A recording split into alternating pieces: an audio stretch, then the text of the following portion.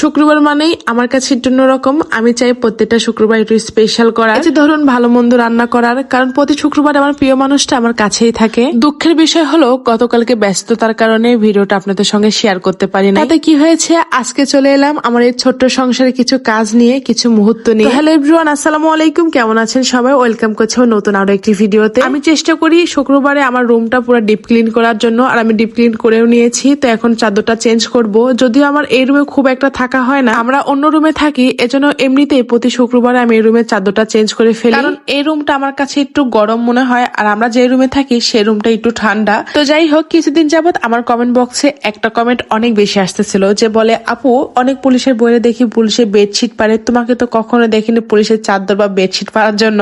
তো আজকে তো পেরেই ফেললাম, আমিও পারি, সেটা হয়তো শেয়ার করা হয় না, অন্য রুমে পারি, আর যে রুমে পারি সেই রুমে তো ভিডিও করা হয় না। তো আজকে আপনাদের মনের শখ যত ইচ্ছা সব পূরণ করে দিলাম। এই তো পুলিশের বেডশিটটা পেরিয়ে নিলাম, আর পুলিশের বেডশিট গুলা এত ভালো, কাপড়ের কোয়ালিটি গুলা এত ভালো, আর চাদর গুলা কিন্তু অনেক বেশি বড়। আমরা কিন্তু অনেকগুলা বেডশিট পেয়েছি, সবগুলা তো নষ্ট করিনি, নতুন নতুন উঠায় রেখে দিয়েছি। আর আমার কেন জানি নতুন কোনো কিছু বের করতে খুব মায়া লাগে। তো যাই হোক, ওইদিকে খুব সুন্দর করে রুমটা গুছিয়ে আসলাম। এখন ওভেন ডেকের উপরটা মুছে নিচ্ছি। ওভেন ডেকের উপরটা বেশ কিছুদিন হলো মুছা হয় নাই, আর গাছগুলা যত্ন করা হচ্ছে না, কি করার, মানে গাছের পেছনে যদি একটা দিন লাগি পুরাটা দিন চলে যায়। গতকালকে দেখলাম কিছু আপু আমাকে কমেন্ট করেছে যে আপু তুমি যে এত সুন্দর গাছ লাগাইছো, যখন বাসা চেঞ্জ করবা তখন কি করবা? আসলে আমি যখন এই বাসায় আসি, এই বাসায় আসার পরে গাছগুলো লাগাইছি, এ বাসায় আসার পরে আর বাসা চেঞ্জ করা হয় নাই।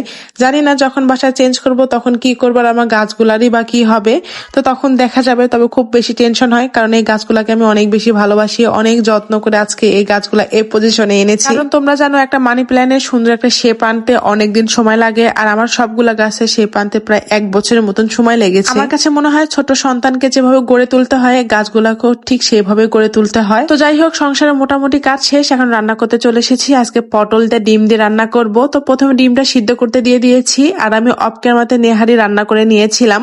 আর নেহারি কিন্তু আমার বরের অনেক বেশি পছন্দ। রান্না করতে করতে দেখি আমার বর ডিউটি থেকে চলে এসেছে, যেহেতু আমার বরের ডিউটি 4 ঘন্টার মতন, ওই সকাল 8টায় গেছে আর 12টার দিকে চলে আসলো।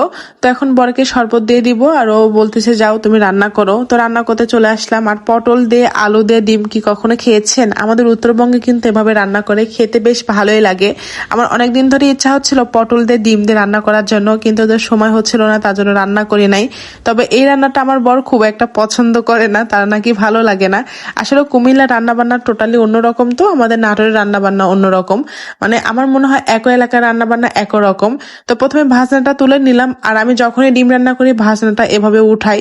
আমি জানি না কোন এলাকাতে এভাবে ভাজনা ওঠায়, তবে আমাদের এলাকাতে কিন্তু ভাজনা ওঠায়, আর ভাজনা ওঠায় তরকারি রান্না করলে কিন্তু বেশ ভালোই লাগে।